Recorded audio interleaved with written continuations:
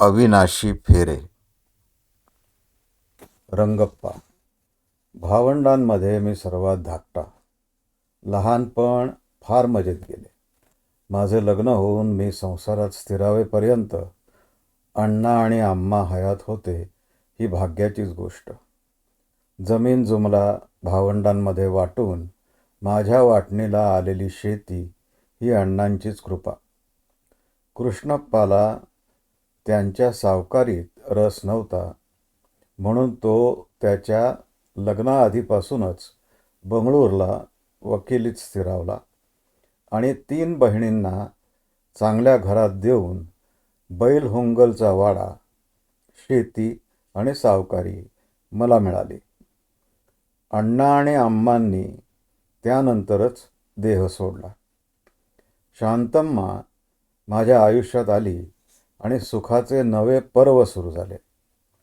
टिकले मात्र 2-3 वर्षेच.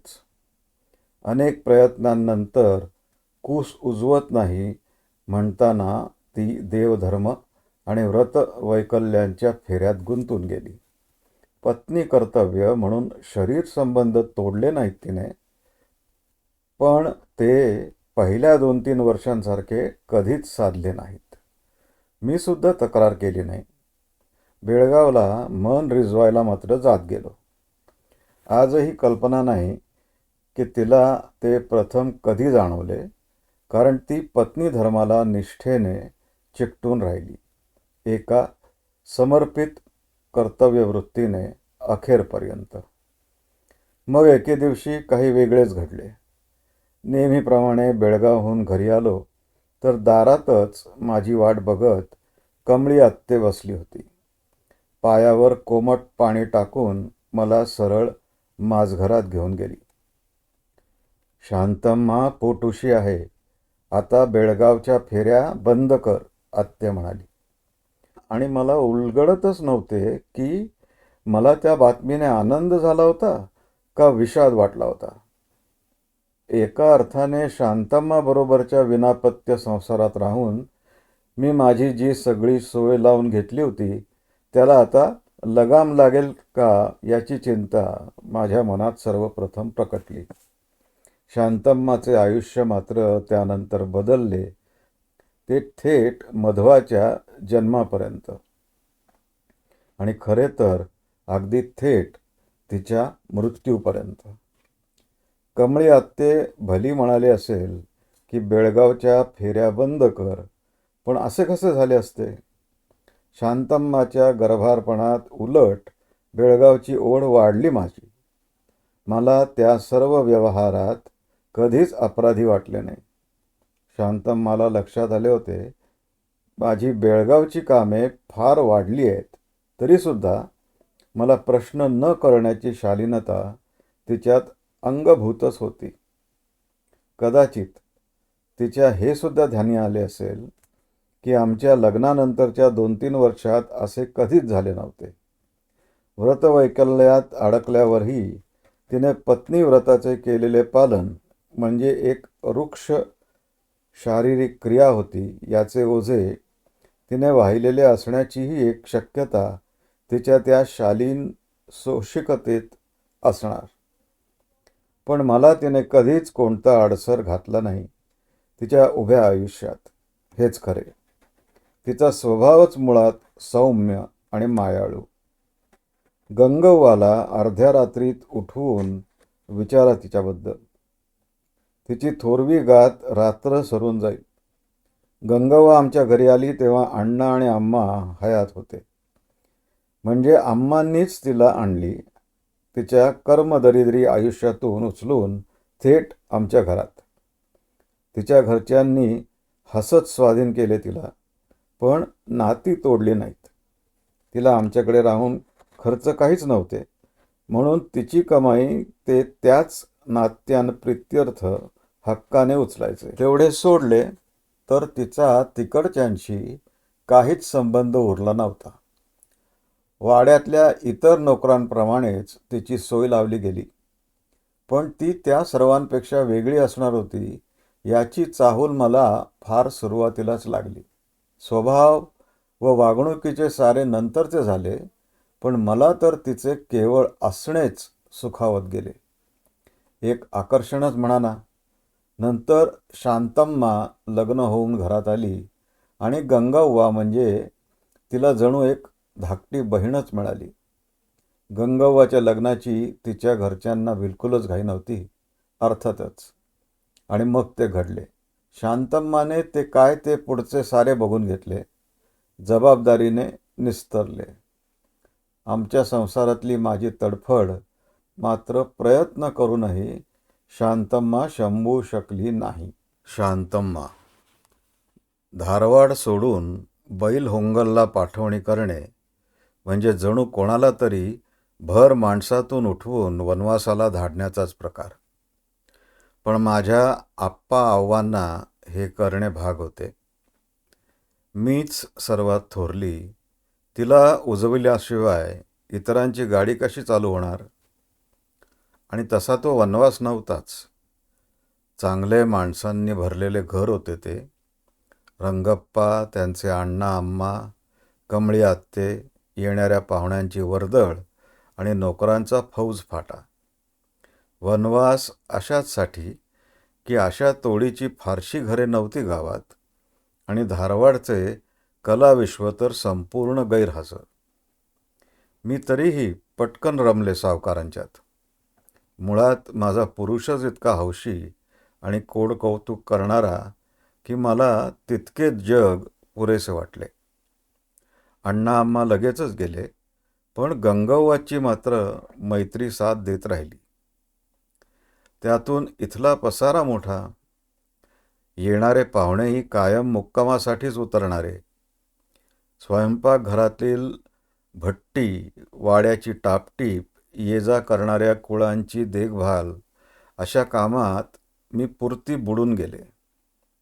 संध्याकाळी सडा संमार्जन करून, केसांचे सरस करून, गंगव्वानी ओवलेला गजरा माळेपर्यंत रंगप्पांचे आगमन हा जणू आमचा शिरस्ताच होता त्या काळी. त्यानंतर त्यांच्याबरोबर चहा आणि दिवसभरातल्या थोड्याशा गप्पा. म्हणजे ते त्यांच्या आराम खुर्चीवर सोप्यात आणि मी दाराच्या चौकटीत उभी, हातात कपबशी घेऊन. अशा तरीही रोज हव्या हव्याशा वाटणाऱ्या वातावरणातल्या. त्या काळात रंगप्पांनी मला सर्वार्थाने फुलवले. स्वयंपाकघरातून सोप्यात आणले मानाने. रात्रीही तशाच उभेच्या आणि ओलाव्याच्या. उभ्या वाड्याला आता आस लागली होती ती बाळाची, आणि त्यातही सर्वात जास्त मला. रंगप्पा तसे शांत होते, पण माझा मात्र कालांतराने धीर सुटू लागला. माझा मोठा भाऊ श्रीकांत अण्णाच्या आग्रहाने आणि समजावण्याने रंगप्पांना घेऊन मी हुबळीला 8 दिवस जाऊन सर्व डॉक्टरी परीक्षा करून घेतल्या. दोष दोघांच्यातही निघाला नाही म्हणून समाधानाने घरी परतलो. त्यानंतरच्या दर पाळीला मन खचत गेले माझे आणि रंगप्पांवरून लक्ष. ज्याचे फळच येत नाहीये त्या क्रियेचा काय उपयोग? आता देवाची करुणा भाकणे आणि दैवावर भिस्त ठेवणे हाच खरा मार्ग, अशा निष्कर्षाला मी हळूहळू येत गेले. रंगप्पांना कधी तळमळ बोलून दाखवली नाही, पण त्यांना ती नक्की कळली होती. माझी खात्री आहे गंगव्वाला सुद्धा ती जाणवली होती. पूर्वी ज्या रात्रीची मी आसोशीने वाट बघायचे तीच आता अंगावर येऊ लागली होती. रंगप्पांना तरीही नाराज करायचे नाही या विचाराने मी साथ देत होते, पण त्यात तो जीव नव्हता. मी त्या नकोशा डोहात वारंवार कर्तव्यबुद्धीने उडी मारत होते आणि रंगप्पा तर फक्त उडी मारण्याच्या गरजेने. त्या संपूर्ण काळाचा दोष माझ्याकडे आहे. रंगप्पांच्या बेळगावच्या फेऱ्यांची मुळी जननीच मी आहे. आणि हे सर्व कमी म्हणून की काय, ते गंगव्वाचे प्रकरण उद्भवले. त्याची उस्तवार करेपर्यंत जीव अर्धा झाला. पण दिवस बदलतातच ना. अशा परिस्थितीतही मला दिवस गेले. मी भरून पावले. स्वल्प काळासाठी रंगप्पांना जवळही ओढले, पण तोवर उशीर झाला होता. आता त्यांच्या बैलहोंगलला बेळगावी फोडणीची चटक लागली होती. मातृत्वाच्या चाहुलीने माझीही व्यवधाने वाढली होती. तो कसोटीचा काळ अखेर सुरळीत पार पडला. माझ्या पोटी सावकारांचा वारस जन्माला. सर्वप्रथम माझ्या ओठांवर शब्द उमटले, स्वामी कृपा. त्याच क्षणी ठरवले की रिवाजाप्रमाणे 13व्या दिवशी नामकरण करायचे नाही. माझ्या कष्टसाध्य बाळाला स्वामींच्या पायावर घालून त्यांच्या आज्ञेने नाव ठेवायचे. नोव्हेंबरच्या सुखद थंडीत एका पहाटे आम्ही मंत्रालयाला रवाने झालो. त्यावेळेस बाळ 3 महिन्यांचे होते. तुंगभद्रेत स्नान करून त्याच सायंकाळी बाळाचे स्वामींच्या कृपेने नामकरण झाले. काय नाव ठरवलंय तुम्ही? स्वामींनी आम्हाला विचारले. स्वामीरी, तुम्ही द्याल तेच नाव. मी. आपल्या द्वैती परंपरेत मध्वराज हेच मला योग्य वाटतंय स्वामी.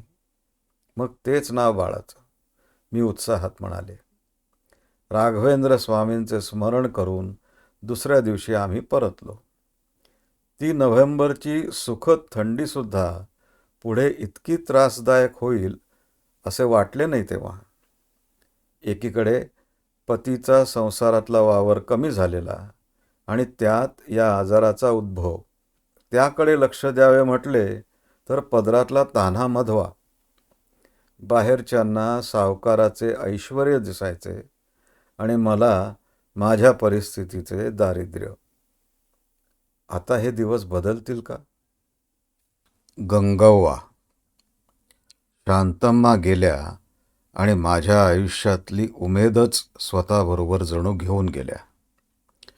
किती किरकोळ कारण झाले. थंडी, ताप, असह्य खोकला आणि एकदम मृत्यू. सावकारांनी जिल्ह्याच्या डॉक्टरकडे न्यायला हवे होते. कदाचित त्यांना उमजायच्या आधीच परिस्थिती हाताबाहेर गेली असणार. कारण ते तितके बेजबाबदार नाही आहेत. तसे चांगलेच आहेत. शांतम्मा हयात असताना 2 वेळा मला अंधारात गाठले होते त्यांनी. पण माझी तयारी आणि इच्छा नाही म्हटल्यावर जोर जबरदस्ती मात्र नाही केली. म्हणून म्हणते तसे चांगलेच आहेत. मी या घरात येऊन आता काळ लोटला, पण अगदी पहिल्यापासून त्यांच्या नजरेची मला सवय आहे. त्यांच्या लग्नानंतरच्या 2-3 वर्षात मात्र त्यांनी शांतम्मावरची नजर ढळू दिली नाही.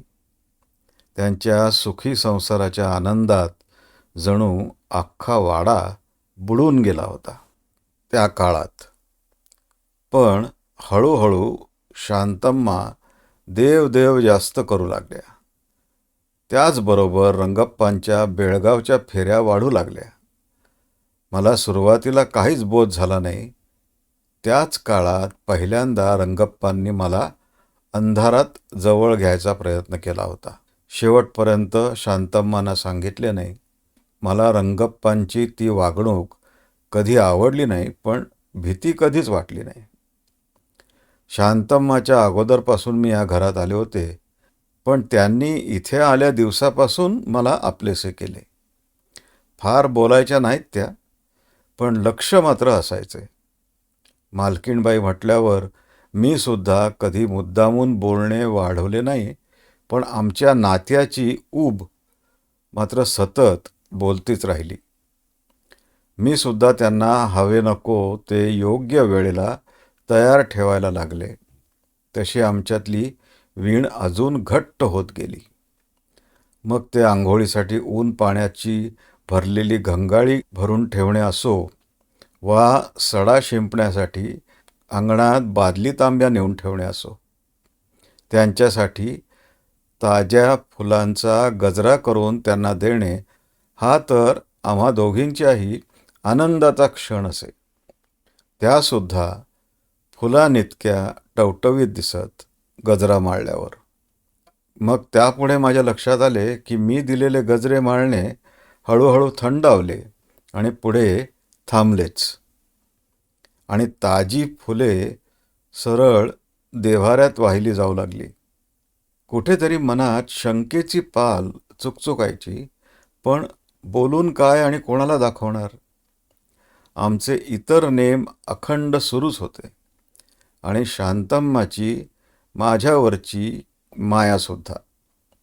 तरीही माझे तरुण वय मला सावकारांच्या वाड्यात दिवसभर स्वस्थ बसू देत नव्हते.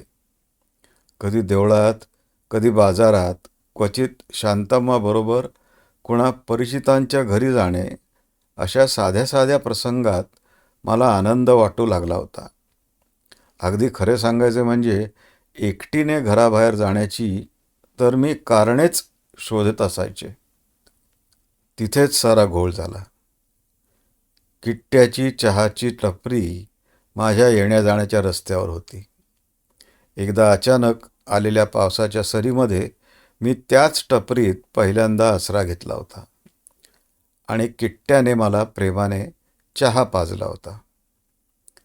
तो चहा मला देताना झालेला त्याचा स्पर्श आणि क्षणापेक्षा जास्त रेंगाळलेला त्याचा माझ्या अर्धवट ओल्या खांद्यावरचा हात, त्यावेळेला ते सर्व जादुईच वाटून गेले.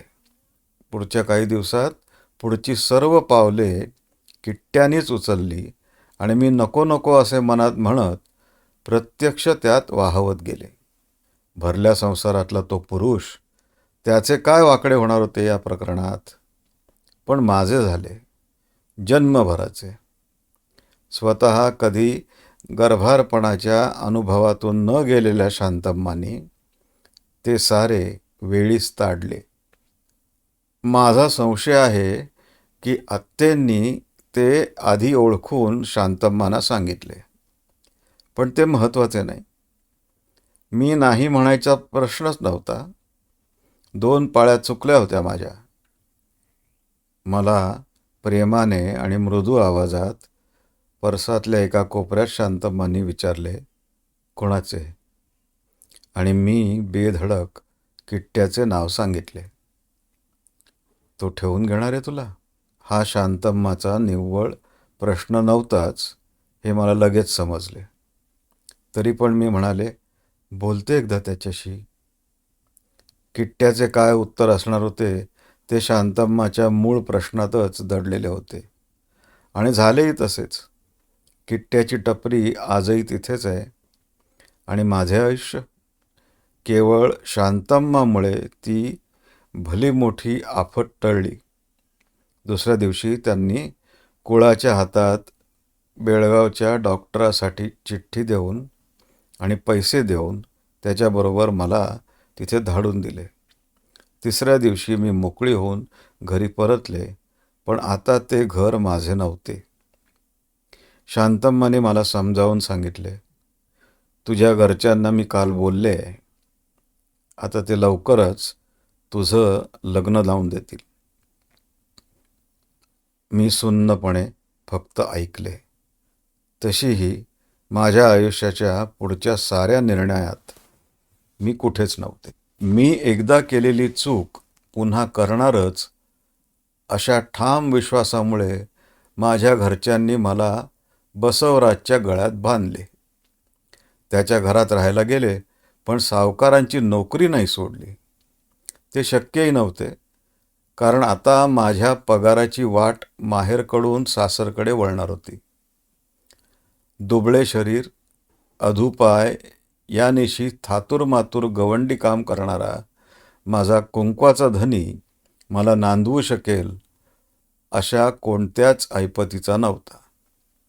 स्वतःच्या खोपटाबाहेरच्या ओट्यावर शून्यात बघत बसून भकाभक बिड्यांची बंडले उडवणारा कुंटा बसवा हे त्याचे गावकऱ्यांनी दिलेले नाव. साऱ्या गावाला एक फुटकळ जीव म्हणून परिचित होता. माझ्या मर्जीविरुद्ध आमच्या लग्नानंतर त्याने केलेल्या 2-4 निष्फळ प्रयत्नात आमचे शरीर संबंध संपून गेले आणि त्यानंतर आजवर त्याने तशी मागणी केली नाही आणि माझ्याकडून तर काही हालचाल अशक्यच. तरीही मी त्याचे उपकार मानते. आमच्या छोट्या गावात किट्ट्यासारख्यांचे काळे ढग बसवाच्याच कुंकवाच्या बळावर मी थोपवू शकते. रंगप्पांना हो म्हटले असते तर एक प्रश्न सुटला असता, पण कुलटेपणाचा शाप मला सहन होण्यासारखा नव्हता. माझ्या बाईपणातली ती एक बाजू मी बंदच करून आजवर जगत आले आहे. हे सारे नशिबाचेच भोग.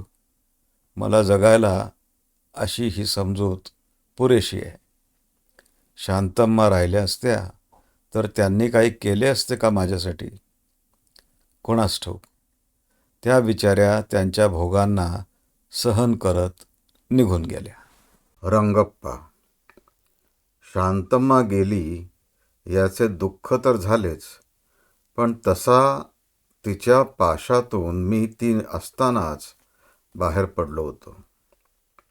फार गुणाची ती, पण मी तरी काय करणार होतो?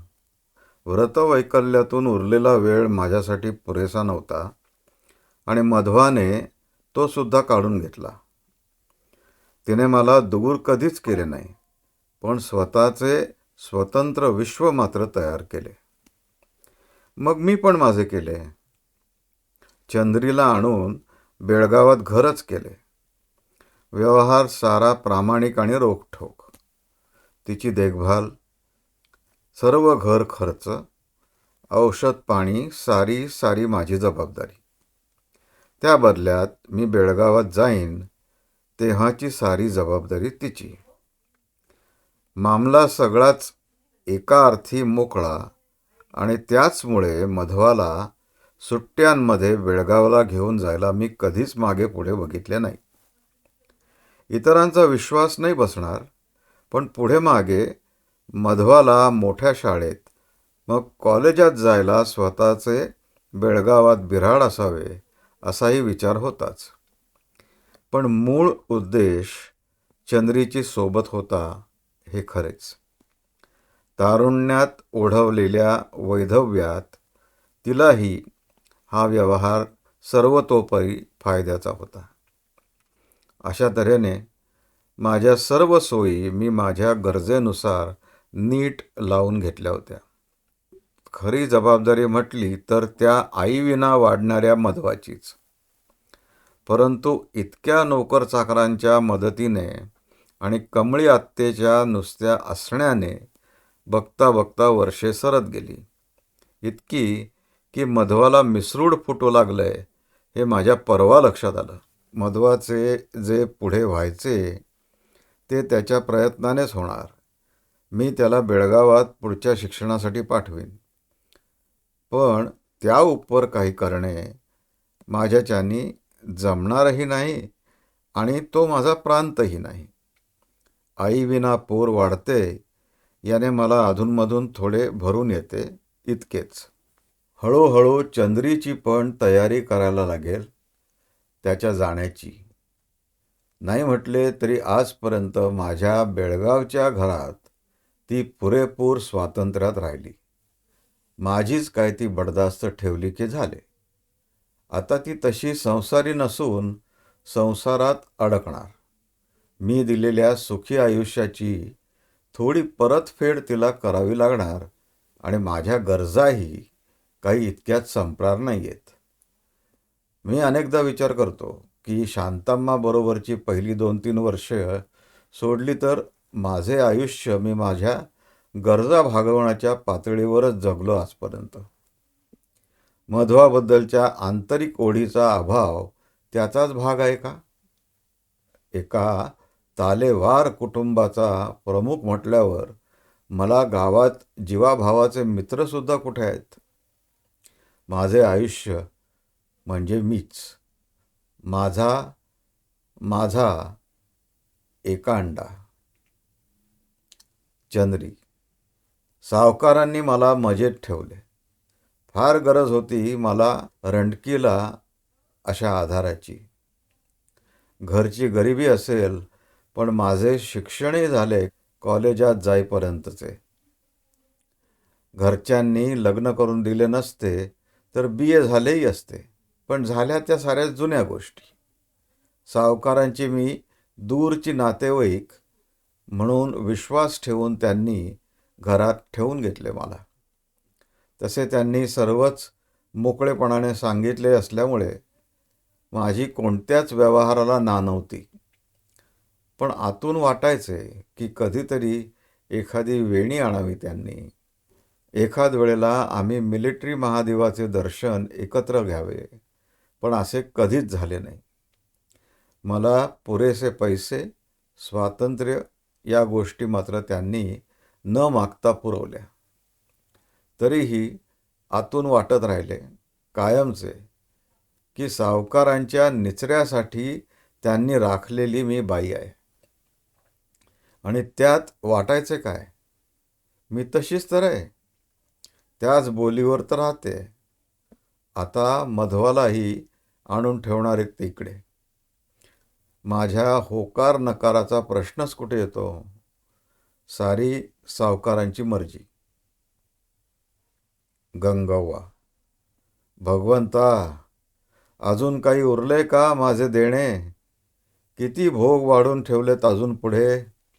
एकीकडे कुंटा बसवाचा, संसार चालवायचा, दुसरीकडे सावकारांच्या सावलीबाहेर धडपडत उभे राहून त्यांच्या गाड्याला हातभार लावायचा.